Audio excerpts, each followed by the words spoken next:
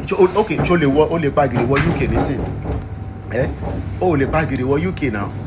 o gbọ́dọ̀ gba visa kó tó wá sí UK o gbọ́dọ̀ orígẹ́ kan tó ń sunkún sábọ́ ó lọ sí Amẹ́ríkà wọ́n dá padà wọ́n jẹ́ kó wọlé because ó parọ́ lórí Instagram page ẹ̀ business tó ń ṣe kò declare bó ṣe máa rí náà nìyẹn irú wọ́ọ̀gìrì wọ́ọ̀kọ̀ lè máa wọnú ìlú kankan but it's only Nigeria because why you have a porous borders tó bá dẹ̀ ti ní porous border definitely terrorist ẹjọ́ máa sọ ẹjọ́ máa jí ni business wo ló fẹ́ ṣe ní Nàìjíríà tí terrorist yẹn operate lójoojúmọ́ ẹ wo àwọn tó pa ní Benue State so ọ̀rọ̀ election kan lélẹ̀ ìwọ̀n bá ti gba Yorùbá country kò sí ìlú tó ní ṣe politics